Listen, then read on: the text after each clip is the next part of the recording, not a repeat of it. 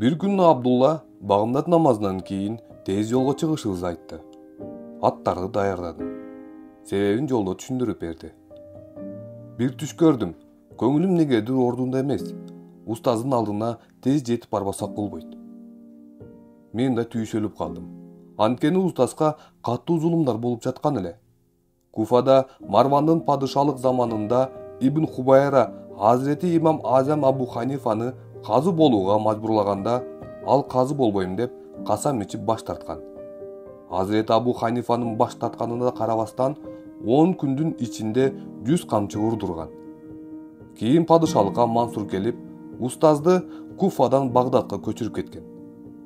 Мансурда Hazreti имам Азам Абу Ханифаны казы болосуң деп мажбурлаган. Ал баш тарткан. Имамды көрө албаган сарай уламалары жана динсиздер фитна кылышкан.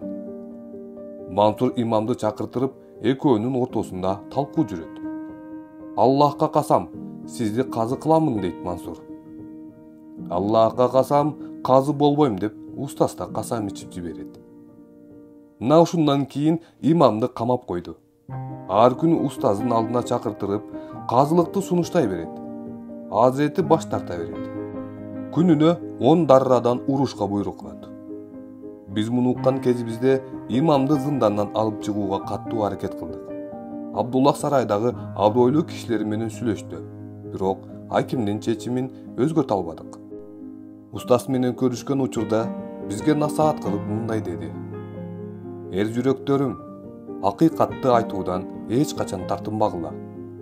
Аллахтан корккондон баары коркот. Соода ишиңерди күчөтүп, илимди жайгыла, бай болгула, кедейликтен аман болосуңар. Кедейликтен капырлыкка бир кадам. Душманыңардан ар дайым бир кадам алдыда жүргүлө. Менден кыжаалат болбогула. Аллах мээримдүү, жакында бул азаптар бүтөт. Аттарды дем алдырбастан кайра устаз жаткан зынданга бардык. Адамдар абдан көп экен. Алдыман чыккан биринчи адамдан устазды камактан бошотуштубу деп сурадым. Ал болсо көздөрүнө жашын агызып, устаз ааламдан өттү деп жооп берди. Дүйнөм тарып, кулагыма эч нерсе угулбай калды. Биз Аллахтанбыз жана ага гана кайтуучубуз деп турдум. Биз Аллахтанбыз жана ага гана кайтуучубуз деп турдум.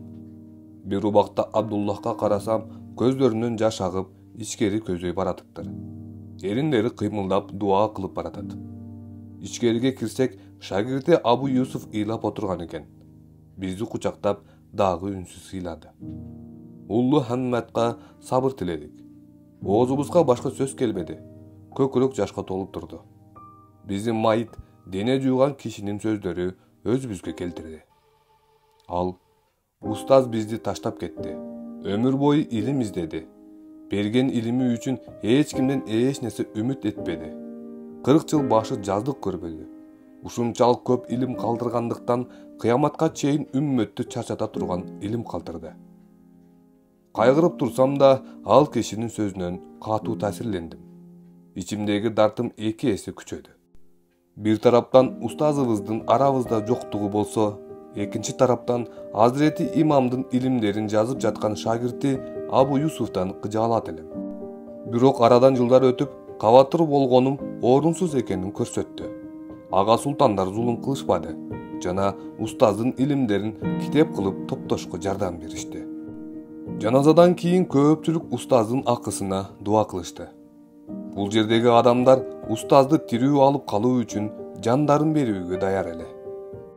Бирок убакыт сааты жеткен адам бул дүйнөдөн чын дүйнөдү көздөй, Роббисинин алдына кете берет. Куптан намазынан кийин Абдулла устаздын өлүмүнүн себеби жөнүндө кыска гана айтып берди. Мен да ал туурасында айтып отурбаймын. Hazreti имам тууралуу жазыла турган китептерде кеңири баяндалат. Алла кааласа. Арадан 20 күн өтсө да артка кайтпадык. Устаздын шакирттери илимий маселелерди топтоо менен алек.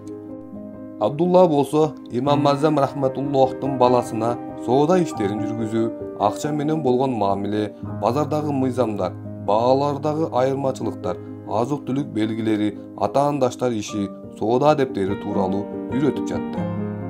Мен Абу Юсуфка жардам берип, Устаздын сабактары негизинде жазылган китептерге белги коюп, түшүндүрмө жазып турдум.